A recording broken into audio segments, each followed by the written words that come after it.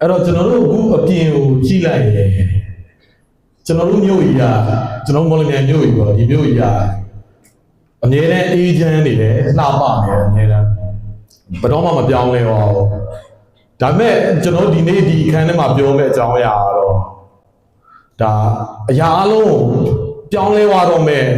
လမ်းစာပေါ့ကျွန်တော်တို့အခုပြောမယ့်အကြောင်းအရာအဲ့ဒီအကြောင်းအရာဘယ်လိုတက်ရောက်မှုရှိနေလဲဆိုတာကိုကျွန်တော်ဒီနေ့ဆွေးနွေးကြမှာဖြစ်တယ်အဲ့တော့မဆွေးနွေးခင်မှာကျွန်တော်တခုမေးစရာတခုရှိတယ်အဲ့တော့ဒီပုံလေးကိုကြည့်ပြပါအဲ့တော့အဲ့ဒီပုံလေးကအယိုးကောင်းကြီးနှစ်ခုပေါ်တယ်အဲ့ဒီယိုးကောင်းကြီးနှစ်ခုကအယောင်တူလားမသိဘူးမတူเนาะမတူဘူးဒီယိုးကောင်းကြီးเนาะโอเคအဲ့ဒါဆိုရင်အဲ့ဒီအဖြစ်ကိုကျွန်တော်တို့ခဏမှတ်တာပဲ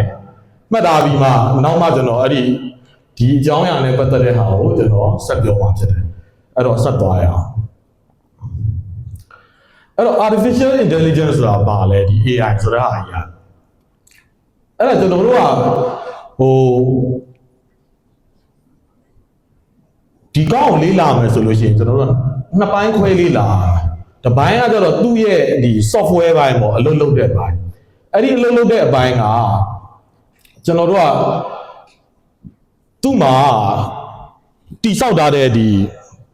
neural network ဆိုတာရှိတယ် neural network အဲ့ neural network မှာကျွန်တော်တို့ကအရင်ဆုံး AI ပေါ်တဲ့အချိန်မှာ1950ဝန်းကျင်ပဲရှိသေးတယ်1950ဝန်းကျင်တော့ AI ကကျွန်တော်စစမ်းတဲ့အချိန်ပဲရှိသေးတယ်ဒီနေ့ခေတ်လို့အခုလိုမျိုးကျွန်တော်တို့သုံးသလိုမျိုးတောက်လျှောက်ကို response မြန်နဲ့သုံးလို့ရတဲ့ဟာမျိုးတွေမလာသေးဘူးအဲ့ဒီမှာ machine learning ဆိုတာပေါ်လာတယ်ကျွန်တော်တို့ AI ပြီးတော့ machine learning ကပေါ်လာပြီးတော့လေမတိုးတက်သေးဘူးဒါကျွန်တော်တို့အခုနေ့စဉ်သုံးနေတဲ့ကွန်ပျူတာတွေဒီ laptop တွေ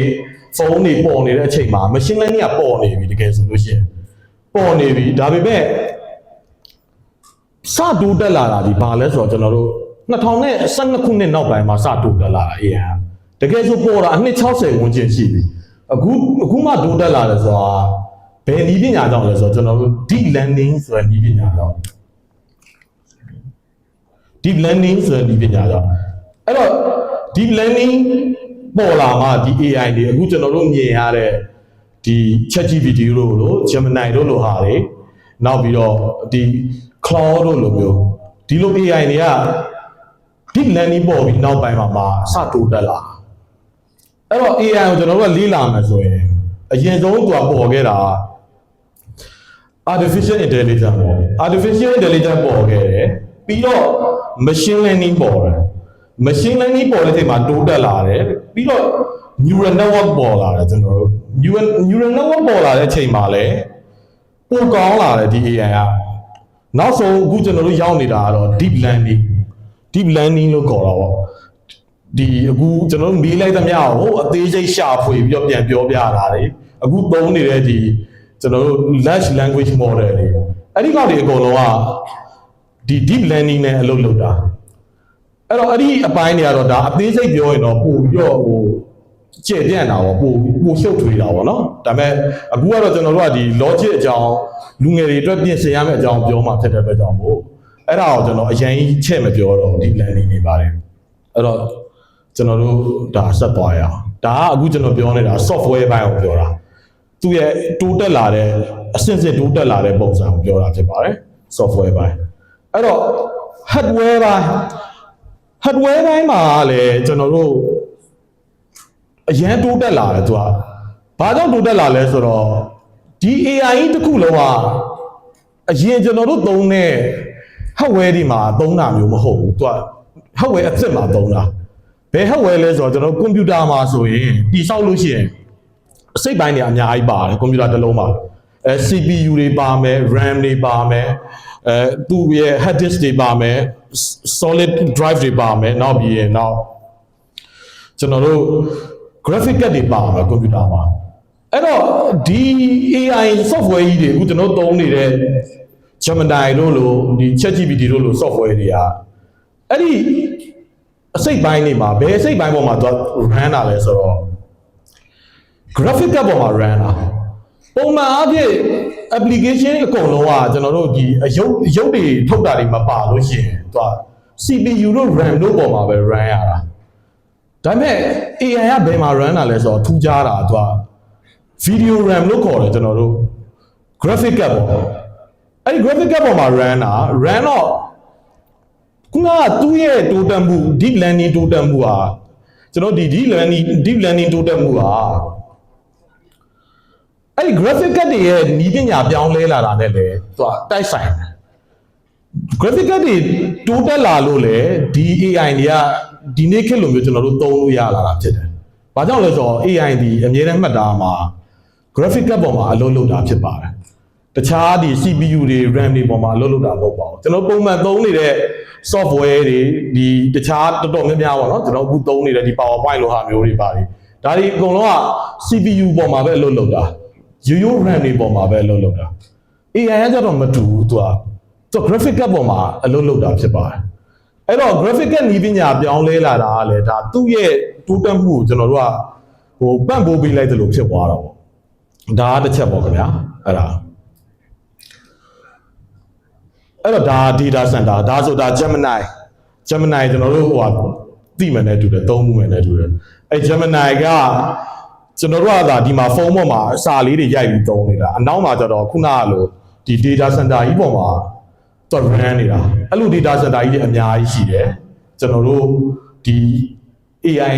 run ထားတဲ့ company တွေအကုန်လုံးပေါ့အခု Gemini ရှိမယ် ChatGPT ရှိမယ် Cloud ရှိမယ်နောက်ကျွန်တော်တို့ DeepSeek ရှိမယ်အဲ့ဒါတွေအကုန်လုံးကဒီ data center ကြီးတွေအနောက်ပါ run ပြီးတော့မှသူတို့ကအလုပ်လုပ်နိုင်တာအဲ့ဒီ data center ကြီးတွေကလည်းဘာတွေနဲ့တိစောက်တာလဲဆိုတော့အထက်မှာခုနကကျွန်တော်ပြောတဲ့ graphic card တွေအဓိက graphic card ကိုအရန်ကောင်းအောင်ပေါ့အရန်ကောင်းတဲ့ graphic card တွေဟိုဟာဗာလဲ power မြင့်တဲ့ graphic card တွေဤပညာအသစ်တဲ့ graphic card တွေအဲ့ဒါတွေကိုသူတို့ကတိစောက်ပြီးတော့ဒီ AI တွေကို run တာဖြစ်ပါတယ်အဲ့တော့ graphic card မှာဆိုရင်နာမည်ကြီးတာအခုဟိုကြားဘူးလိမ့်မယ်ထင်တယ်တချို့ဤပညာဝါသနာပါတယ်ညီလေးညီမလေးဆိုသူက Nvidia လို့ခေါ်တယ် Nvidia ကဒါထိတ်ဆုံးပဲလက်ရှိကျွန်တော်တို့ဒီ graphic card လောကမှာပေါ့နော် graphic card လောကမှာထိတ်ဆုံးဖြစ်တယ်အဲ့တော့အဲ့ဒီ Nvidia ရဲ့တိုးတက်မှုကလည်းဒီ AI ကိုသူက AI ခစ်ကိုပြောင်းလဲလာအောင်ထောက်ပံ့ပေးလိုက်တာပဲဖြစ်ပါတယ်ခင်ဗျာအဲ့တော့ဒါအကျဉ်းချင်းလေးကျွန်တော်ပြောတာပါ software နဲ့ hardware ပူးပေါင်းပြီးတော့လှုပ်ဆောင်တဲ့အကြောင်းလေးပြောပြတာပါအဲ့တော့ AI လို့ပြောလိုက်ရင်ကျွန်တော်တို့ကဒီလိုမျိုးမြင်တယ် AI လို့ပြောလိုက်လူတော်များများဘာကြောင့်လဲဆိုတော့သူကကျွန်တော်တို့ငငယ်တဲ့ကြီးခဲ့ရတဲ့ရုပ်ရှင်ဇာတ်ကားတွေရှိတယ်အဲ့ဒီဇာတ်ကားတွေဒီ Hollywood ကားတွေပေါ့နော်သူတို့ကဘာတွေရိုက်တာလဲဆိုတော့သူတို့ရိုက်ကြတာအကုန်လုံးကဒီ AI တွေတိုးတက်လာအဲ့တော့မတိုးတက်သေးဘူးဒီနေ့ခေတ်လို့မဟုတ်သေးဘူးသူတို့ရိုက်တော့ဒါဆိုဒါ Terminator ဇာတ်ကားဖြစ်ပါတယ် Terminator ဇာတ်ကားအဲ့ဒီကားကဒါ AI အကြောင်းကိုရိုက်တာလား AI ကတိုးတက်လာပြီးတော့ဒီနေ့ကျတော့ဒီလူသားတွေကိုသိမ့်ပိုက်လိုက်တာပေါ့သိမ့်ပိုက်လိုက်ပြီးတော့ဟိုလူတွေကိုပြန်ပြီးဖျက်ဆီးဖို့လုပ်တဲ့ပုံစံမျိုးပေါ့ဒီဇာတ်ကားတွေဆိုရင်အဲ့တော့ကျွန်တော်တို့ကြည့်ခဲ့ရတော့ဒါဆိုရင် iRobot ဒီကားဆိုရင်ဒါ Will Smith နဲ့ရိုက်တာအဲ့ဒီကားဆိုရင်လည်းဒါ AI ကပြန်ပြီးတော့ကဘာကိုထိန်းချုပ်ဖို့သိမ့်ပိုက်ဖို့လုပ်တဲ့ကားမျိုးပေါ့အကုန်လုံးစိတ်ကူးရင်ခဲ့ကြတာဒီတနေ့ကျရင် AI ကဒီလိုမျိုးကြီးတွေဖြစ်လာမယ်ဒါမျိုးတွေအနိုင်ကျင့်လာမယ်လို့ထင်သားကြတာပေါ့အားလုံးဒါလုံးဝမဖြစ်နိုင်ဘူးလားဆိုတော့လည်းမဟုတ်ဘူးဖြစ်နိုင်ကြတော့လည်းအနေငယ်ရှိအောင်ဒါပေမဲ့ဟိုကျွန်တော်တို့လည်းတော့နည်းနည်းဝေးပါသေးတယ်အခုချက်ချင်းဒီလိုမျိုးတွေဖြစ်လာတော့မဖြစ်နိုင်သေးပါဘူးအဲ့တော့ကျွန်တော်တို့ကဒီနည်းနည်းဒီထက်ပို့ပြီးတော့နီးစပ်မဲ့အချိန်ကာလတစ်ခုကိုကျွန်တော်တို့ကဟိုအခုပြင်ဆင်ဖို့ပြောမှာပေါ့ဒီလောက်ကြီးဖြစ်သွားရင်တော့လည်းကျွန်တော်လည်းမလုပ်တတ်တော့ဒီလောက်ကြီးကျန်းလာရင်တော့လည်းမလုပ်တတ်တော့ဘောเนาะဒါပေမဲ့ရားမှာတိုးတက်လာလို့ရှိရင်တော့နည်းနည်းပါးဆိုရင်တော့ကျွန်တော်တို့ကဟိုလိုက်ပြီးတော့ပြောင်းလဲလို့ရသေးတာပေါ့ကိုကလိုက်လျော်ကြီးတွေဖြစ်အောင်နေလို့ရသေးတာပေါ့အဲ့တော့ဒါကကျွန်တော်တို့လူတော်များများဒီနေ့ခေတ်လူတွေအနောက်တိုင်းကလူတွေဆိုပုံဆိုးတယ်သူတို့ကဒီ AI ကိုသူတို့ပုံမုံကြတယ် AI ဆိုရင်ဒီလိုမျိုးကြီးတွေမြင်ကြဒီလိုတွေဖြစ်လာမယ်ဖြတ်စည်းမယ်ဒီလိုမြင်တာဟုတ်အဲ့တော့အဲ့ဒါတကယ်လက်တွေ့ကြလားမကြလားဆိုတာကိုကျွန်တော်စဉ်းစားကြည့်အောင်အဲ့တော့ကျွန်တော်1980ခုနှစ်လောက်ကိုပြန်သွားကြည့်မယ်1980ခုနှစ်လောက်က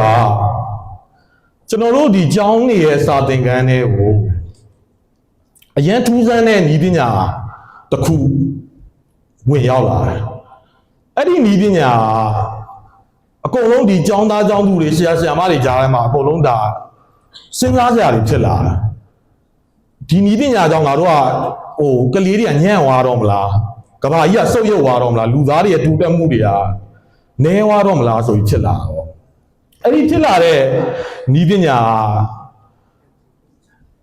ဘာလဲဆိုတာခက်မှန်းကြည့်လို့ရမှာတဲ့ဘာလဲဆိုတော့ကျွန်တော်ပြောပြမယ်နော်အဲ့ဒါဒီ calculator နော် Excel calculator ပဲအဲ့တော့1980လောက်ကကျွန်တော်တို့ကဒီ Excel calculator ကို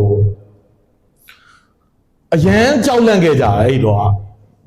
ဒီတင်ကြားရေးပိုင်းမှာဒီ calculator ပေါ်လာတဲ့ချိန်မှာဒါတွေကအနှောက်အယှက်ပေးတော့မလားဘူးလူတွေရဲ့တွက်ချက်နိုင်စွမ်းလူတွေရဲ့ဒီတင်ချာပေါ်မှာတီထွင်နိုင်စွမ်းတွေညော့သွားတော့မလားအဲ့လိုမျိုးအကုန်လုံးအလိုပဲကောက်ချက်ဆွဲတာပဲအခုကျွန်တော်တို့ AI ပေါ်လာတော့လေဒီလိုပဲထင်ကြတာပဲအားလုံးကအဲ့တော့ဒီ calculator ပေါ်လာတာဒီစုံရောက်သွားလားဆိုတော့အခုကျွန်တော်တို့အနှစ်1980ရာနေစခဲ့တာဆိုတော့ကျောင်းကန်းလေးတွေမှာအစသုံးခဲ့တာပေါ့နော် calculator သုံးခဲ့တာပေါ့အခုကအနှစ်20 46နှစ်ရှိပြီပေါ့နော်ဟုတ်တယ်46နှစ်46နှစ်ဆိုတော့အဖြေရထွက်ပြီလေကျွန်တော်တို့ calculator ပေါ်ခဲ့တာကောင်းသွားလားဆိုးရွားသွားလားဆိုတာအများကြီးပိုကောင်းသွားတာ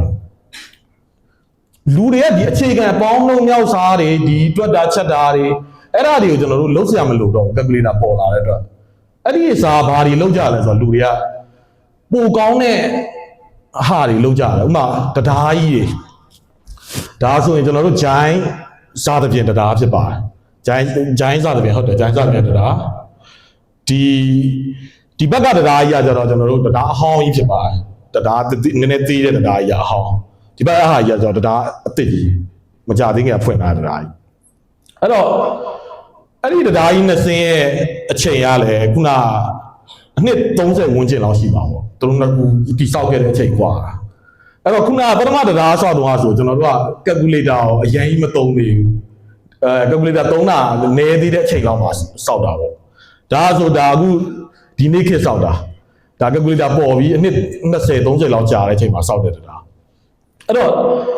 ဤပညာတွေအရွယ်အစားတွေကဘာလို့ပြောင်းလဲသွားလဲဆိုတော့ကျွန်တော်တို့ကခုနကလို calculator လိုမျိုးစက်ပေါ်လာလို့ပိုကြီးတာတွေပိုကောင်းတာတွေလောက်လာနိုင်တယ်ဥပမာလေရင်မြန်ကြီးဒါဆိုဒါအရင်ကဆောက်တဲ့လေရင်အပြာလေးကဟိုဘက်ကအဖြူကြီးကဒါအခုဒီနေ့ခေတ်မှာဆောက်တဲ့လေရင်အဲ့တော့ဒီလိုအရွယ်ကြီးတွေဆောက်တယ်ဆိုတာကျွန်တော် calculator ပေါ်လာလို့ဆောက်လို့ရတာဖြစ်ပါတယ်ကွန်ပျူတာတွေပေါ်လာလို့ဆောက်လို့ရတာဖြစ်ပါတယ်လက်နဲ့ကျွန်တော်တို့တွက်နေရရင်ပြီးမှမဟုတ်ပါဘူးဒီလောက်ကြည်တဲ့ဟာတွေဒီလောက်ဤပညာမြင်တာတွေကိုကျွန်တော်လုံနိုင်ပေါ့အဲ့တော့ဒါ Burj Khalifa လို့ခေါ်တယ်ကျွန်တော်တို့ဟိုဟာ skyscraper ပါယူပေါ့နော်တာဝါတိုင်းအဲ့တော့ဒီတာဝါကြီးကိုကြည့်လို့ရှိရင်လည်းကျွန်တော်တို့ကဒါအရင်ကသူ့ဘေးကတိုက်တွေကအရင်ခေတ်ကဆောက်တာပါကျွန်တော်တို့ calculator မသုံးခင်ခေတ်ကဆောက်တာတဲ့တိုက်အလဲအတိုက်ကြီးက calculator သုံးပြီးဆောက်တာတဲ့တိုက်အဲ့တော့ကြီးလိုက်ရင်ဒီလိုအရွယ်အစားတွေဒီလိုမျိုးတွေကွာလာတာ calculator ကျွန်တော်တို့ပေါ်ကောင်းကျိုးပြုခဲ့တာပဲရှိတယ်ကျွန်တော်တို့ကပို့ပြီးစုပ်ယုပ်သွားခဲ့တာမရှိဘူးအမှန်တိုင်းပြောရတယ်ဒါကတော့ကျွန်တော်တို့ ਨੇ အနည်းဆက်ဆုံးဥပမာအနေနဲ့ကျွန်တော်ပြောတာအဲ့တော့ကျွန်တော်တို့အလုပ်ကဒီ calculator ကိုကလေးတွေမသုံးအောင်တာကျွန်တော်တို့အရင်တော့အဲ့လိုဖွက်ထားခဲ့မိမယ်ဆိုရင်ဒီလိုတိုက်ကြီးတွေဒီလိုလေရင်ကြီးတွေဒီလိုတရားကြီးတွေဖြစ်လာဖို့ကမလွယ်ပါဘူးဒါ calculator ကျွန်တော်တို့ကရေကြီးကလေးတွေလက်တွေကိုထည့်ခဲ့ပြီးတော့ဒါကဘာမှာရန်သုံးခဲ့ကြလို့ဒါဒီလိုမျိုးအောင်မြင်မှုတွေဖြစ်လာတာဖြစ်ပါတယ်အဲ့တော့ကျွန်တော်တို့အလုပ်ကကလေးတွေကို calculator ကိုပြီးသုံးလိုက်ဖို့လိုပါတယ်အဲ့လိုပဲ AI ကလည်းဒီသဘောနဲ့တူနေပါတယ်ကျွန်တော်ပြောချင်တာ AI ကအခုဖြစ်လာတဲ့အချိန်မှာဒီနေ့ခေတ်ရဲ့ calculator ပါပဲ AI ဆိုတာအဲ့တော့ AI ရှိမှကျွန်တော်တို့ကပို့ပြီးဒီထက်ကြီးကျယ်တာတွေအခုဒီလောက်တိုက်ကြီးဆောက်လို့ရရင်ကျွန်တော်တို့ကနောက်ဆိုဒီထက်ကြီးတဲ့တိုက်ကြီးတွေထပ်ဆောက်လို့ရမှာဖြစ်ပါတယ်။ဘာကြောင့်လဲဆိုတော့လူတွေကကျွန်တော်တို့ အလွယ်လေးတွေလောက်ရတဲ့ဟာတွေဒီအခြေခံအလုပ်တွေမှာအချိန်ပေးကြမလို့တော့တာဖြစ်တဲ့အတွက်ကြောင့်မို့တကယ်ကျွန်တော်တို့တီထွင်ရမယ့်ဟာတွေကြံစားရမယ့်အပိုင်းတွေမှာပို့ပြီးတော့အားထည့်နိုင်မှာဖြစ်ပါတယ်အဲ့တော့ကျွန်တော်တို့ဒီနေ့ဒီလာရောက်ကြတဲ့သူတွေအကုန်လုံးလည်းဒါတွေးမိမယ်တင်ပါတယ် AI ကဒီចောင်းသားတွေပေါ်မှာပေါ့နော်ဒီចောင်းသားចောင်းသူတွေပေါ်မှာဘယ်လိုတက်ရောက်မှုရှိလာမလဲဆိုတဲ့ကိစ္စလေးပေါ့အဲ့တော့ကျွန်တော်ဒီနေရာမှာရှင်းအောင်ပြောပြချင်တာလေးဟာ AI ကဒီတာမန်လူသားတွေဒီရိုးလူတွေအကုန်လုံးအလုပ်သမားတွေအကုန်လုံးဒီ professional တွေအကုန်လုံးအစားထိုးမှာမဟုတ်ပါဘူး AI က AI ကကျွန်တော်တို့တကယ်အစားထိုးမှာ AI ကိုသုံးတတ်တဲ့ကျွမ်းကျင်တဲ့ပညာရှင်တွေက AI မသုံးတတ်တဲ့သူတွေကိုအစားထိုးမှာဖြစ်ပါတယ်အဲ့ဒီဥပမာကိုကျွန်တော်ပြောရရင်ဒီလွန်ခဲ့တဲ့10နှစ်ဝန်းကျင်လောက်ကျွန်တော်ပြန်ကြည့်အောင်လွန်ခဲ့တဲ့10နှစ်အနှစ်20ဝန်းကျင်ပေါ့အဲ့မှာဆိုကျွန်တော်တို့လူတွေကဖုန်းသုံးတတ်စရာမလိုအဲ့ဒီလွန်ခဲ့တဲ့10နှစ်အနှစ်20ဝန်းကျင်ပါဘာလို့ဖုန်းသုံးတတ်စရာမလိုကွန်ပျူတာသုံးတတ်စရာမလိုအင်တာနက်သုံးတတ်စရာမလိုဒါပေမဲ့ဒီနေ့ခေတ်မှာဆိုလို့ရှိရင်ကျွန်တော်တို့ဝန်ထမ်းလုပ်ငန်းတစ်ခုမှာဝန်ထမ်းခန့်မယ်ဒါမှမဟုတ်လဲဟိုမှာပညာရှင်ငှားမယ်ဘယ်သူပဲသုံးကျွန်တော်တို့ကအနည်းဆုံးတော့အင်တာနက်သုံးတတ်ရမယ်အင်တာနက်လောက်သုံးတတ်မှပဲအလုပ်လုပ်ရတာကျွန်တော်တို့လေပတ်မှာပေါ့ဒီနေ့ခေတ်မှာဆိုကိုယ်ဝန်ထမ်းကအင်တာနက်မသုံးတတ်ဘူးဖုန်းမပြောတတ်ဘူးဆိုရင်ဒီနေ့ခေတ်မှာဘယ်လိုမှအဲ့ဒီဝန်ထမ်းကိုရေရှည်စက်သုံးမှုမလွယ်ဘူးခင်ဗျာကျွန်တော်ထင်တာတော့အဲ့လိုပဲ AI ကလည်းဒါတနေ့မှာအဲ့လိုမျိုးဖြစ်လာလိမ့်မှာပေါ့နော်ဒီ AI သုံးတတ်မှဒီနေ့ internet လို့ပဲ AI သုံးတတ်မှလုပ်ငန်းခွင်မှာအဆင်ပြေမယ် AI သုံးတတ်မှဒီအများနဲ့လက်ရုံကြီးတွေဖြစ်မဲ့ခေတ်မျိုးကရောက်လာတော့မှာဖြစ်ပါတယ်အဲ့တော့အဲ့ဒါကိုကျွန်တော်တို့ကကြိုပြင်ထားဖို့လိုတာပေါ့တစ်ချက်ကအဲ့တော့နောက်တစ်ချက်ကျွန်တော်ပြောချင်တာလေးရှိတယ်ကျွန်တော်တို့ဒီသမိုင်းတစ်လျှောက်မှာပေါ့ကျွန်တော်တို့သင်ကြားရေးဒီပညာရေးမှာအကုန်လုံးကဒီကဘာလုံးပေါ့နော်ဒီနိုင်ငံမှာမဟုတ်ပါဘူးအကုန်တစ်ကဘာလုံးသင်ကြားရေးမှာဘာလို့ပဲကျွန်တော်တို့ကဥခိုက်ပြီးသင်လဲဆိုတော့အဓိကဒီမှတ်သားနိုင်စွမ်းပေါ့မှတ်သားနိုင်စွမ်းသင်ယူနိုင်စွမ်းကိုကျွန်တော်တို့ကအဓိကကလေးတွေကိုသင်ပေးရတာသမိုင်းတစ်လျှောက်ပါဒါပေမဲ့ဒီနေ့ခေတ်မှာကျတော့ကျွန်တော်တို့ကအဲ့ဒီသင်ကြားမှုပုံစံကိုကျွန်တော်တို့ကစပြောင်းရတော့မယ်အနေအထားဖြစ်လာတယ်။ဘာကြောင့်လဲဆိုတော့ဒီ artificial intelligence ကြောင့်ဖြစ်ပါတယ်။ကျွန်တော်စာသင်နေထားပါတော့အဲ့တော့စာသင်ကျွန်တော်တို့ကအဓိကကလေးတွေကိုသင်ပေးတာဘာအောင်သင်ပေးတာလဲဆိုတော့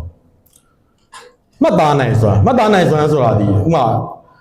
ဒီကြောက်စာကိုဘယ်ဘီရင်ကြီးကရေးခဲ့တယ်ဘယ်ဘီရင်ကြီးကရေးခဲ့တယ်ဆိုတဲ့ဟာဒါမှတ်သားတာပဲလေကျွန်တော်မှတ်သားတာပဲဥပမာဒီ chemical reaction ရဖို့ဘယ် formula ကိုအသုံးပြုပြီးတော့ဆက်ရမယ်ပေါ်ထုတ်ရမယ်နောက်ဘယ်နှစ်ခုနှစ်မှာဘာတွေဖြစ်ခဲ့တယ်ဆိုတာမျိုးအကုန်လုံးပေါ့နော်ဒီ formula physics တွေ chemistry အကုန်လုံးကကျွန်တော်တို့ကမှတ်သားပြီးတော့မှပြန်ပြီးလုပ်ရတဲ့အရာတွေ formula တွေတွက်ရတယ်သင်္ချာတွေဆိုလဲဒီလိုပဲကျွန်တော်တို့ဟို theory တွေ formula တွေအကုန်လုံးမှတ်ရတာပဲအဲ့တော့အဲ့ဒီမှတ်သားနိုင်စွမ်းကိုကျွန်တော်တို့ကအရှိနဲ့တင်ရနေပြီးတော့အခုလောက်ရမယ့်ပုံစံကကျတော့နောက်တစ်မျိုးပေါ့ဘာလဲဆိုတော့မှတ်သားနိုင်စွမ်းကိုကျွန်တော်တို့သင်နေမဲ့အစားသူတို့စဉ်းစားတဲ့ပုံစံကိုကျွန်တော်တို့သင်ပေးတာပိုကောင်းမယ်လို့ကျွန်တော်ဒါမြင်တာပေါ့နော်ဒီလာမဲ့ AI အတွက်ကိုဒီနေ့အခုကျွန်တော်သုံးကင်ထားတဲ့ဖုန်းရှိတယ်ကျွန်တော် laptop ရှိတယ်အဲ့ဒီဖုန်းတစ်လုံးမှာမှတ်သားနိုင်တယ်မှတ်သားနိုင်စွမ်းအားကျွန်တော်ဘဝတစ်လျှောက်လုံးမှတ်သားနိုင်တယ်မှတ်သားနိုင်စွမ်းထပ်ပို့တယ်ဒီနေ့ခေတ်မှာဤပညာအဲ့လိုဖြစ်နေကျွန်တော်တို့ဘဝတစ်လျှောက်လုံးမှတ်သားနိုင်တယ်မှတ်သားနိုင်စွမ်းအား ChatGPT အတွက်ဆို2စက္ကန့်နဲ့သူကရှာဖွေလို့ရနိုင်တယ် Gemini အတွက်ဆိုရင်10မိနစ်လောက်အတွင်းမှာဒီတဘဝလုံးစာ knowledge တွေကိုပြန်ပြီးတော့ဖော်လို့ရနိုင်တယ်အဲ့တော့ကျွန်တော်တို့ဒီ AI နဲ့သာတွားပြီးတော့မှတ်သားနိုင်စွမ်းမှတ်ညံ့ပါဝါမှာတော့ပြိုင်မယ်ဆိုလို့ရှိရင်ကျွန်တော်တို့ရှုံးပြီးသားပဲတကယ်တမ်း အဲ့တော့ကျွန်တော်တို့ဆက်လက်ရှင်သန်ရမယ့်အနာဂတ်မှာ AI နဲ့ဒီမှတ်ညံစွမ်းအားတွေသူ့နဲ့ပါဝါသူ့ရဲ့လုံနိုင်စွမ်းတွေကိုကျွန်တော်တို့ကရှင်ပြန်ရမှာမဟုတ်ဘူးကျွန်တော်တို့ပေါင်းဆက်ရမှာဖြစ်ပါတယ်ပေါင်းဆက်ရမှာဆိုတော့အဲ့တော့မှတ်ညံကငါဒီ AI ကငါတို့ဘယ်တော့မှမမီနိုင်ဘူးငါတို့ကအမြဲတော်တယ်ဒီလိုမျိုးသတ်မှတ်ထားတဲ့ခံယူချက်ကိုဖယ်လိုက်ရမယ် AI ဒီငါတို့အကူအညီပေးနိုင်တယ်ဆိုတဲ့အမြင်မျိုးသူ့ရဲ့ processing power ဒီငါတို့အတွက်အသုံးချစရာ tools တစ်ခုအနေနဲ့အဲ့လိုမျိုးကျွန်တော်တို့ကသုံးရမှာဖြစ်ပါတယ် AI နဲ့ကျွန်တော်တို့ပြိုင်လို့မရပါဘူးပြိုင်ရင်ကျွန်တော်တို့ကရှုံးပြီးသားဖြစ်ပါခုနပြောသလိုကျွန်တော်အကြောင်းအရာတစ်ခုပြောဖို့အချိန်အများကြီးကျွန်တော်ပြင်ရပါမယ် AI အတွက်က तू ကစက္ကန့်တိုင်းတွင်မှာ तू ပြောလို့ရရင်ရမှာအဲ့တော့ကျွန်တော်တို့အဲ့ဒီလိုနေရာတွေမှာမပြိုင်ကျွန်တော်တို့ဘာသိတာမလဲဆိုတော့အဓိက AI ကကျွန်တော်တို့ဘယ်တော့မှမမိဘူးအဓိကသိတာမှာသူ့ကြောက်လန့်မှုမလိုသေးဘူးလောလောဆယ်ပေါ့နော်လောလောဆယ်မလိုသေးဘူးပြီးတော့သိတာမှာတစ်ချက်ကကျွန်တော်တို့ရဲ့တကယ်တန်ဖို့ကျွန်တော်တို့သိတာ AI ကကျွန်တော်တို့ဘယ်တော့မှမပြီးဥပမာနေအောင်ကြီးရဲ့နှွေးထွေးမှုကျွန်တော်မနက်ခင်းလေးကန္နာလန်းကိုထွက်လိုက်တယ်နေအောင်ကြီးလေးမနက်6နာရီလောက်ပေါ့6နာရီခွဲလောက်ဆိုတော့နေအောင်ကြီးကနွေးလေးထိရုံလေးအရင်နေလို့ကောင်းအဲ့လိုနေအောင်ကြီးရဲ့နှွေးထွေးမှုမျိုး AI နားမလည်နိုင်အဲ့ဒီရတာအဲ့တော့တစုံတစ်ယောက်ကကို့ထားသွားလို့အသေးကွဲရတဲ့ခံစားချက်မျိုးအဲ့ဒါမျိုးလေ AI ကနားမလဲပဲဒါလေ तू ကပြောရင် तू ကကျွန်တော်တို့ကဒီလိုခံစားရတယ်လို့သူ့ပြောပြတာလို့ तू ကအသေးကွဲတဲ့ခံစားချက်ဘယ်လိုလဲလို့ပြန်ပြောရင်ပြောလိမ့်မယ်ဒါပေမဲ့ तू တကယ်နားမလဲအသေးကွဲရတဲ့ခံစားချက်အဲ့တော့ပြောပြရင်ပြောပြတာမမိနိုင်ဘူးလေခံစားချက်ဟုတ်တယ်မလားနောက်ချစ်ရတဲ့ခံစားချက်တွေအကျဉ်းနာတရားတွေတဏှာတာတွေမေတ္တာတရားတွေဒါတွေက AI မှာမရှိဘူးဒါတွေအဲ့ဒါတွေကဘယ်လိုမှလုံးယူလို့မရဘယ် software ဘယ် set ဘယ်လောက်တိုးတက်လုံးယူလို့မရတဲ့အရာတွေအဲ့တော့ကျွန်တော်တို့ကိုတန်ဖိုးထားမှာ AI ကဒါတွေမရှိဘူးအဲ့တော့ကျွန်တော်အစအောင်ပြန်သွားလိုက်မယ်နော်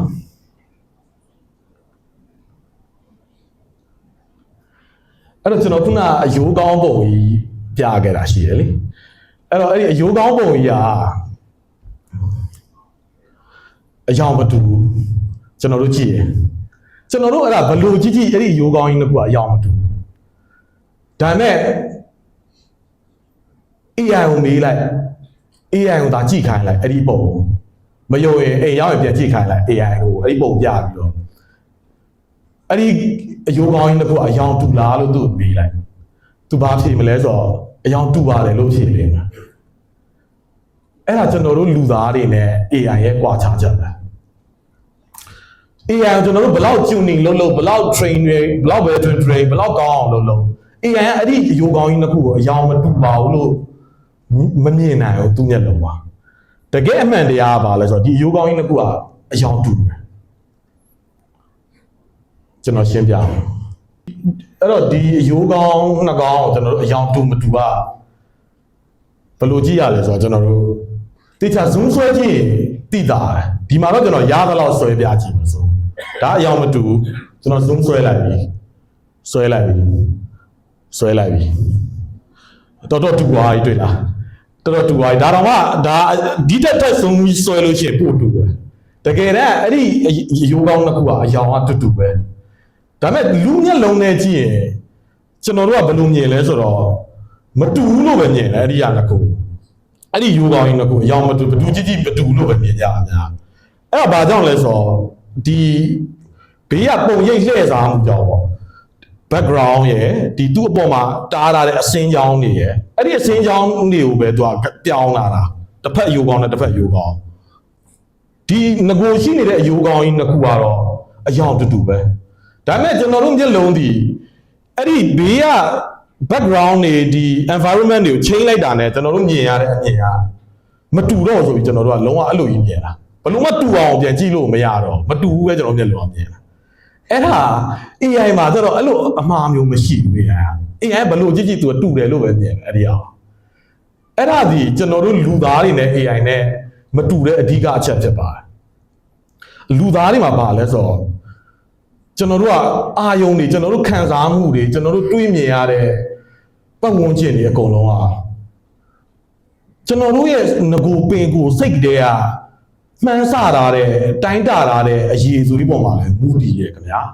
အဲ့ဒါကြောင့်မို့ဒီအယိုးကောင်းတစ်ခုကျွန်တော်တို့ကမတူလို့မြင်ရခြင်းဖြစ်ပါတယ်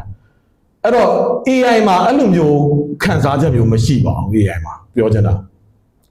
AI မှာအဲ့လိုခံစားချက်မျိုးမရှိဘူး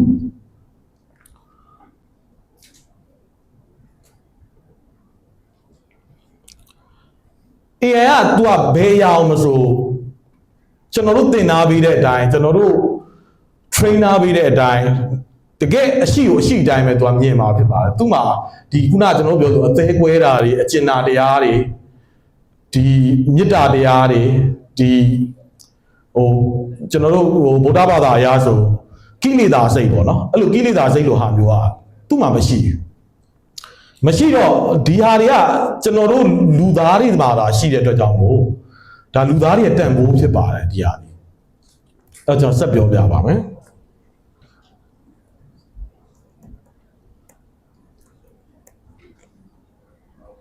အဲ့တော့ကျွန်တော်တို့က AI နဲ့ပြိုင်မဲ့အစားခုနကပြောချင်တာကျွန်တော်တို့ကကိုယ့်မှာကိုယ့်အားသာချက်တွေရှိနေပြီသားဖြစ်တဲ့အတွက်ကြောင့်မို့ AI နဲ့ပြိုင်မဲ့အစား AI ကိုကျွန်တော်တို့အသုံးချဖို့ပဲအဓိကစဉ်းစားရမှာဖြစ်ပါတယ်ဒီနေ့အဲ့တော့ AI ဒီနေ့ခေတ်မှာအခု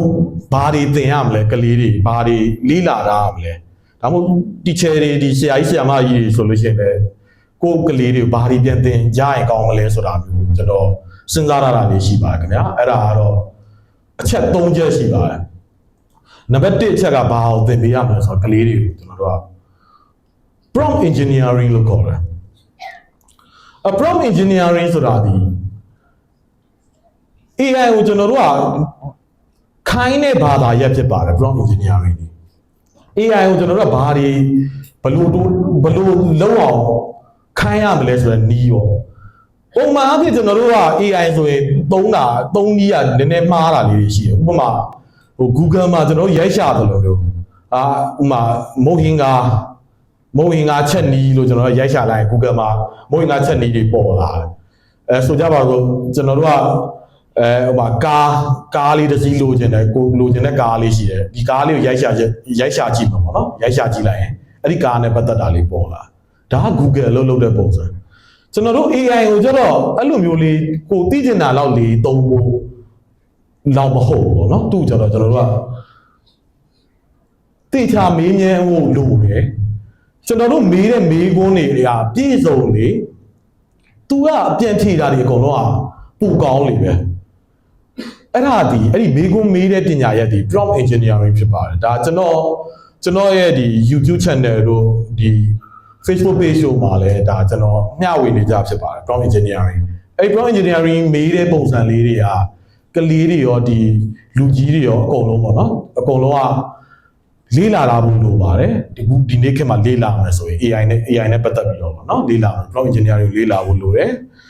ပြီးတော့နောက်တစ်ခုဘာသင်ပေးရမလဲဆိုတော့သူတို့ဒီလိုက်လျောညီထွေဖြစ်အောင်သင်ပေးဖို့လိုပါတယ်အခုခေတ်ကအရန်တိုးတက်နေတော့ဒီနေ့ပေါ်တဲ့ဒီပညာတစ်ခုကနောက်နှစ်ကျရင်ဒီထက်ပိုကောင်းတာပေါ်လာပြီနောက်အချိန်တစ်ခုကျရင်ဒီထက်ပိုကောင်းတာတွေပေါ်လာပြီအဲ့တော့ကျွန်တော်တို့တစ်ခုတည်းဟိုဒါကြီးကိုဒီလိုသွားပါဆိုပြီးသင်ပေးလိုက်လို့မရတော့တဲ့အခြေအနေဖြစ်လာပြီဆိုတော့ကျွန်တော်တို့အဓိကဘာတွေတွန်းအားပေးရမလဲဆိုတော့လိုက်လျောညီထွေဖြစ်အောင်နေနိုင်ဖို့ပေါ့ဒီပြောင်းလဲတဲ့ပုံမှာဟာဒီနေ့ဒီ software ကကောင်းနေတယ်ဆိုလို့ရှိရင်ဒီ software ကိုသုံးမယ်နောက်နေ့ကျရင်နောက် software ကပြောင်းသွားတယ်ပိုကောင်းတယ်ဆိုလို့ရှိရင်နောက် software တစ်ခုကိုပြောင်းသုံးနိုင်ဖို့လိုက်လျောညီထွေဖြစ်အောင်နေနိုင်ဖို့ကလည်းဒါတော်တော်လေးအရေးပါတဲ့အရာဖြစ်ပါတယ်ဘာဖြစ်လို့လဲဆိုတော့ AI ကြောင့်ဆိုရင်ကျွန်တော်တို့ကပြောင်းလဲတိုးတက်မှုကြီးအရန်မြန်လာတော့ပါမြန်လာရင် तू ကတခုခုပဲဒီလိုပုံသေးပဲလုပ်တဲ့စနစ်နဲ့သွားလို့ရှိရင်ရေရှည်မှာရက်တည်ဖို့မလွယ်ပါဘူးခင်ဗျာအဲ့တော့အမြဲတမ်းပြောင်းလဲနေရမယ်ဒီအသစ်ထွက်တဲ့နောက်ဤပညာတွေကဘာတွေ update ဖြစ်နေလဲကိုလုံးချင်တဲ့အရာတွေနဲ့ဘယ်လိုပေါင်းဆက်ရမလဲဆိုတော့အမြဲတမ်းလက်လျောညီတွေဖြစ်နေဖို့လိုပါတယ်အဲ့တော့ခုနကကျွန်တော်ပြောခဲ့လို့ပဲနောက်တတိယတစ်ချက်ကကျွန်တော် AI မှာမရှိတာကလူသားဆန်မှုနဲ့ဒီတွေးတော့တိထွင်နိုင်စွမ်းဖြစ်ပါတယ်ကျွန်တော်တို့လူသားဆန်တဲ့ခုနကလိုချစ်ချင်းမြတ်တာတွေတနာကျင်နာတာတွေအမှားယွင်းလေးတွေဒါတွေကလူသားဆန်မှုတွေဖြစ်ပါတယ်ဒါတွေက AI မှာမရှိနိုင်ပါဘူးဒီလိုမျိုးလူသားဆန်တာတွေပေါ့နောက်ပြီးတော့ဗာလဲဆိုတော့တွေးတော့တိထွင်နိုင်စွမ်းကျွန်တော်တို့ကခုနပြောဆို calculator ပေါ်လာလို့ဆိုပြီးလူတွေကညံ့ပြီးတော့ဒီဘာမှမတွေးတော့နိုင်တော့ဘဲနဲ့ဟိုငပြင်းကြီးတွေဖြစ်ကုန်ကြတာမျိုးอ่ะမဟုတ်ပါဘူးခင်ဗျာ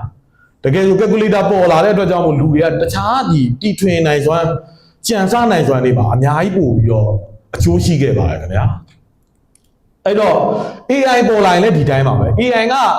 ကျွန်တော်တို့ကူညီမယ်သူ့ရဲ့ processing power ကိုကျွန်တော်တို့အသုံးချမယ်ပြီးတော့ကျွန်တော်တို့ရဲ့ဒီတွေးထောတီထွင်နိုင်စွမ်းတွေကျွန်တော်တို့ရဲ့ဥဆောင်နိုင်စွမ်းတွေကျွန်တော်တို့ရဲ့အမှုပညာတွေကျွန်တော်တို့ရဲ့ဒီခုနလူသားဆန်မှုတွေနဲ့ပေါင်းဆက်ပြီးအသုံးပြုမယ်ဆိုရင်ဒါကျွန်တော်တို့ကဘာအတွက်အကောင်းဆုံးတွေပဲဖြစ်လာဖို့ရှိပါတယ်ဒါကဟိုစိုးတဲ့အကြောင်းအရာတွေကတော့ခဏမေ့တာပေါ့ဗျာစိုးတဲ့အကြောင်းအရာတွေလည်းရှိပေမဲ့ခဏတော့ဟိုပါပေါ့ဒီလောလောဆယ်မှာတော့ဖြစ်ဖို့တော့မရှိသေးပါဘူးလောလောဆယ်ကတော့ကျွန်တော်တို့ကဒီ AI နဲ့ပေါင်းစပ်ဖို့ပဲအဓိကသွားမှာဖြစ်ပါတယ်အဲ့တော့ဒီဆရာမဒီမိဘတွေကျွန်တော်တော်တော်များများဒီသားသမီးတွေအတွက်စိတ်ပူကြတယ်ကျွန်တော်လည်းမိဘတယောက်ပဲဆိုတော့ငါတို့ကလေးတွေဘယ်လိုလုပ်ကြမလဲဆိုတဲ့ကိစ္စငါတို့ကလေးတွေဒီဟာဟို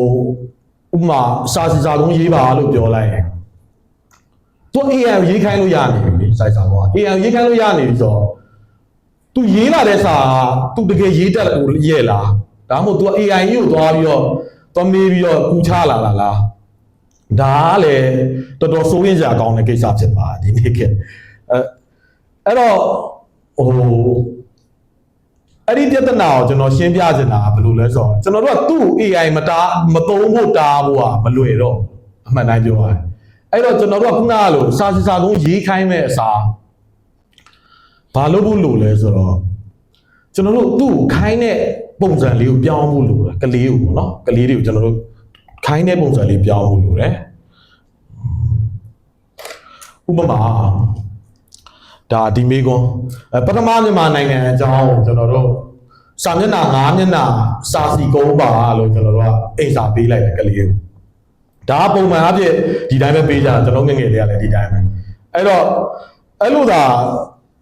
ပေးလိုက်ရင် तू က AI ကိုမေးပြီးတော့9မျက်နှာကို10မျက်နှာ तू ရေးခဲနိုင်တယ် तू ကအဲ့လိုမျိုးရေးခဲနိုင်တဲ့အခါကျတော့ကျွန်တော်တို့အဲ့လိုအိမ်စာကိုအဲ့လိုမပေးတော့ကလေးကိုဘယ်လိုပေးမလဲဆိုတော့ပထမမြန်မာနိုင်ငံအကြောင်းကို AI ကိုစာမျက်နှာ9မျက်နှာစာစီကုန်းခိုင်းပြီးတော့၎င်းရဲ့ရေးသားချက်အမှားအနည်းဆုံး3ခုကိုရှာဖွေစစ်ဆေးပေးပါပြီးတော့အမှန်တင်ပေးပါသူမှားတဲ့အမှားတွေကိုပြီးဘာကြောင့် AI ထိုအချက်တွေကိုမှားဖြစ်ရတယ်လဲဆိုတာကိုကောက်ချက်ချပါဆိုတဲ့ပုံစံမျိုးဒါဒီအင်ဂျာဆိုရင်ဒါသူတို့အတွက်လည်းတခါတည်း trainer ပြီးသားဖြစ်သွားပြီ तू က AI ကိုတော့ပြန်စစ်တဲ့လူဖြစ်သွားပြီ AI ကိုသုံးပြီးတော့အလွယ်ဟိုစာကိုကူးပြီးတော့ပြန်ဖြေတဲ့ကလေးမဟုတ်တော့ဒါကျွန်တော်တို့ဒီလိုသာခိုင်းလိုက်မယ်ဆိုရင် AI ကသူ့ဘယ်တော့မှမကြော်နိုင်တော့ဘာကြောင့်လဲဆိုတော့ तू က AI ကိုပြန် check လုပ်အောင်ပါ AI ကို तू ရေးခိုင်းမယ်စာပြီးရင် AI ဘာတွေမှားပြောလဲဘာတွေလိုအပ်နေလဲဘယ်နေရာတွေမှာပြောတာတွေဘယ်အချက်တွေကမပြည့်စုံဒါတွေကိုသူ့ကိုကောက်နှုတ်ချက်ပြန်ဆွဲခိုင်းမယ်ကျွန်တော်တို့ဆွဲခိုင်းပြီးတော့မှအဲ့အမားတွေကိုပြန်ပြင်မယ်ဒီအမားတွေ AI မှာဘာကြောင့်ရှိနေလဲဆိုတာကိုသုံးသပ်မယ်ဒါဆိုရင်ဒါအနာဂတ်မှာကျွန်တော်တို့သွားရမယ်သင်ကြားရေးပုံစံမျိုးဖြစ်ပါတယ်ဒီ AI ကိုကျွန်တော်တို့ကမဖယ်ထုတ်လိုက်ပဲနဲ့သင်ကြားရေးထဲမှာပါလာအောင်ကျွန်တော်တို့ကဆွဲခေါ်နိုင်မယ်ဆိုလို့ရှိရင်ကလေးတွေအရန်တော်လာမှာဖြစ်ပါတယ်ဒီတိုင်းသာလုပ်မယ်ဆိုလို့ရှိရင်လေအဲ့တော့ကျွန်တော်တို့ဒီအသင်းကြီးနဲ့ပေါ့နော်ဒီကျွန်တော်တို့ကွန်ပျူတာလုပ်ငန်းရှင်များအသင်းကြီးနဲ့ဒီမျိုးကန်တွေပေါ့နော်မျိုးကန်တွေ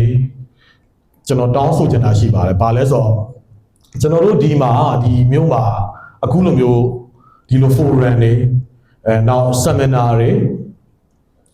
နောက် Cyber Institute တွေနောက် Coding Bootcamp တွေအဲ့ဒါတွေပေါ်ထွန်းလာဖို့လိုနေပါခင်ဗျာဒါကျွန်တော်အမြင်တိုင်းပြောတာပါကျွန်တော်တို့စီမှာကျွန်တော်တို့မျိုးကတော်တော်တိုးတက်ပါတယ်အခုလက်ရှိအခြေအနေရဆိုရင်တော်တော်လေးဟိုလူဦးရေရရောဟိုစီးပွားရေးရရောတော်တော်အဆင်ပြေတဲ့အနေအထားမှာရှိပါကျွန်တော်မျိုးဒါပေမဲ့လိုအပ်နေတာကတော့ခုနဒီပညာရေးနဲ့ပတ်သက်လို့ပေါ့နော်ကျွန်တော်တို့ဒီဤပညာနဲ့ပတ်သက်တဲ့ပညာရေးပိုင်းတွေကိုကျွန်တော်တို့များများလုပ်စေချင်ပါတယ်ကျွန်တော်တို့ဒါကတော့ဒီ AI server တွေပေါ့ဒါမျိုးတွေကကျွန်တော်တို့နိုင်ငံမှာတည်ဆောက်ဖို့လိုနေပါတယ်လက်ရှိမှာနောက်ဒီ Coding Bootcamp တွေ Cyber Institute တွေဒါတွေကလည်းကျွန်တော်မျိုးမှာရှိဖို့လိုနေပါတယ်ခင်ဗျာအဲ့တော့ကျွန်တော်တို့ပြောချင်တာကလေးတွေလက်တွေကိုကျွန်တော်တို့က AI ကိုရေးရေးထည့်ပေးလိုက်ဖို့လိုပါတယ်ဟိုမထည့်ပေးလိုက်ရင်ကျွန်တော်တို့ calculator ကိုပေးမသုံးသလိုမျိုးသဘောမျိုးဖြစ်သွားပါလိမ့်မယ်အဲ့တော့သူတို့ထည့်ပေးလိုက်မယ်ဆိုရင်သူတို့မှာကျွန်တော်တို့ဒီနေ့ခေတ်မှာမဖြေရှင်းရသေးတဲ့ပြဿနာတွေအများကြီးကျန်နေပါသေးတယ်ဒါသူတို့ခေတ်မှာဖြေရှင်းရမယ့်ဟာတွေပေါ့ဥပမာတစ်ခုအနေနဲ့ကျွန်တော်ပြောပါမယ်ဆိုရင်ဒီငလျင်ဒါအားလုံးလည်းသိမှတင်တယ်မန္တလေးငလျင်လှုပ်သွားတာမန္တလေးငလျင်ဆိုရင်တော်တော်ပြင်းပါတယ်အဲ့တော့ဒီငလျင်ကြောင့်အသက်တွေဆုံးရှုံးရတာဒီကျွန်တော်တို့နောက်အနာဂတ်မှာဒီထက်ဆိုးတာတွေထပ်ဖြစ်လာနိုင်ပါတယ်ဘယ်လောက်ကြာမှန်းတော့မသိဘူးပေါ့ဒါငလျင်ထပ်လှုပ်လာနိုင်တာပဲငလျင်လှုပ်မယ်မုန်တိုင်းတွေဝင်မယ်ဒါမှမဟုတ်လေကျွန်တော်တို့ဥက္ကာခဲတွေကဘာဝင်တိုက်တာမျိုးကဘာပြက်စီးတာမျိုးဒီလိုဘေးရန်တွေကလည်းဒါကြုံလာနိုင်တဲ့ပြဿနာတွေဖြစ်ပါတယ်ဒါပေမဲ့ကျွန်တော်တို့မှာအခုချိန်ဒီအဲ့ဒီဟာတွေဘယ်လိုကင်တွယ်ရမလဲဘယ်လိုဖြေရှင်းရမလဲဆိုတဲ့ဟာဒီနေ့ချိန်ဒီမရှိသေးပါဘူးအဲ့ဒီပညာတွေငလျင်မလှုပ်အောင်လုပ်လို့ရမယ်ဒီပညာမအောင်မြင်သေးဘူးကျွန်တော်တို့မှာကျွန်တော်လူသားတွေမှာအဲ့တော့ဥက္ကာခဲတွေကိုကျွန်တော်တို့ကလာတိုက်ခဲ့ပေါ့နော်ကျွန်တော်တို့ဒီခက်မှာလာတိုက်ခဲ့ဖြက်စီးပြစ်နိုင်မယ်ကာကွယ်ပြစ်နိုင်မယ်နီလန်းတွေမပေါ်သေးပါဘူးစိုက်ပျိုးရေးမှာကျွန်တော်တို့ထွက်နှုံးတွေတိုးအောင်ဒီဓာတ်မြေဩဇာတွေအလေလွှင့်မဖြစ်အောင်နောက်ဘေးထွက်ဆိုးကျိုးတွေနည်းအောင်နောက်ဒီပိုးမွားတွေမကြရအောင်ပျက်စီးဆုံးရှုံးမှုတွေနည်းအောင်ဒါတွေလုပ်ဖို့လည်းအများကြီးလိုနေပါသေးတယ်ကျွန်တော်တို့အခုချိန်ကကျွန်တော်တို့လူသားတွေအတွက် perfect ဖြစ်တဲ့အခြေအနေမဟုတ်သေးပါဘူးဖြည့်ရှင်းရမယ့်ပြဿနာတွေကျွန်တော်တို့မလုံနိုင်တာတွေအများကြီးရှိနေပါသေးတယ်အဲ့တော့ဒီ AI ပေါ်လာတာဒီကျွန်တော်အမြင်ကဒီနေ့အချိန်မှာပေါ့နော်ဒီနေ့ခေတ်မှာဆိုရင်ဒီလိုပြဿနာတွေကိုဖြည့်ရှင်းမှုအတွက်ဒီလူငယ်တွေကိုလမ်းဖွင့်ပေးတယ်လို့ပဲကျွန်တော်ကမြင်ပါတယ်အဲ့တော့ဒီနေ့လာတဲ့ကလေးတွေဒီကျောင်းသူကျောင်းသားတွေအကုန်လုံးအနာဂတ်လူငယ်တွေအကုန်လုံးကဒီ AI ကိုသုံးပြီးတော့တနေ့ကဘာကြီးလုံခြုံလာအောင်ကဘာကြီးအနေနဲ့မကြရအောင်ကာကွယ်နိုင်တဲ့နည်းပညာတွေတီထွင်လာနိုင်မယ်လို့ဒါကျွန်တော်မျှော်လင့်ပါတယ်ခင်ဗျာ